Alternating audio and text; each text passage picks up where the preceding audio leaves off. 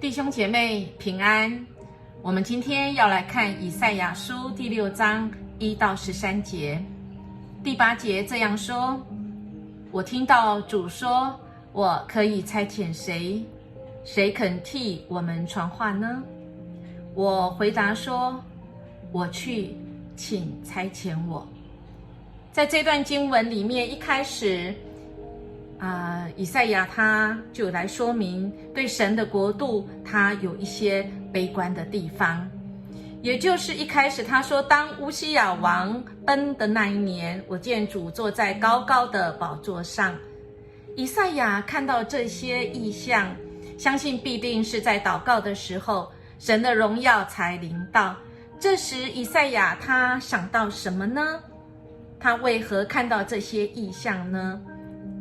我相信以赛亚他看的一定是很失望，因为这个国家曾经被神如此疼爱，如此的使用，可是如今却是要被神来审判。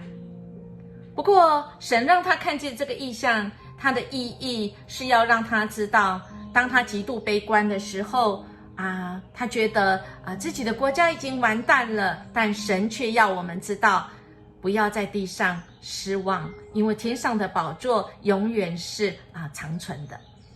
接下来5到7节，就当人认罪，神就会赦免的原因是从第1章开始，以赛亚已经在骂以色列人，因为人民和君王都是败坏的。甚至我们看看在昨天跟前天，我们有看到神启示这个骂的内容里面在第5章有6个祸患，糟糕糟糕但是在今天其实有第7个祸。这第7个祸实际是指着以赛亚他自己。他说，祸哉，我灭亡了，因为我是嘴唇不洁净的人，又住在嘴唇不洁净的民中，又因我眼见大君王万军的耶和华。他发现自己也好不到哪里去所以他知道他有罪了。但是在第8节，神发出了这个问题，说我可以差遣谁去？谁肯为我们去呢？其实神不只是邀请以赛亚，也邀请你跟我。为神去做什么呢？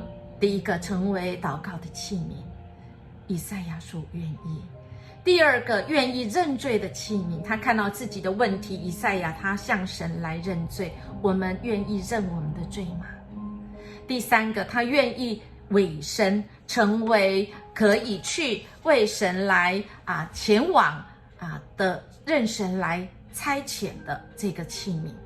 当然被差遣去不容易，有果效的侍奉实在是很辛苦的，因为在第9、第10节这样子说到，以赛亚回应这个呼召，神对百姓说，你们听是要听见，却不明白，看是要看见，却不晓得，要使这百姓心蒙脂油，耳朵发沉，眼睛昏迷，恐怕眼睛看见，耳朵听见，心里明白，回转过来便得医治。也就是以赛亚他的服事的果效会很少很少。到11节，亲爱的弟兄姐妹，当我们回应神的呼召，已经知道那个果效会很少很少，我们还要去回应吗？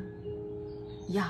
以赛亚说，我愿意，即便很少很少的果效，只要主你愿意要我去，我愿意去，因为这是合神心意。神没有放弃人，我们哪里可以放弃人呢？神没有放弃我怎么能放弃我自己呢？我们一起来祷告。主，谢谢你呼召我，我要跟随你，请打开我的双眼，让我去到你要我去的地方。我愿意去，奉主耶稣基督的名求，阿们。愿我们今天活出神在我们生命中的呼召。主要我们去，我们就去，我们尽心尽力，那果效就交给神吧。我们明天见。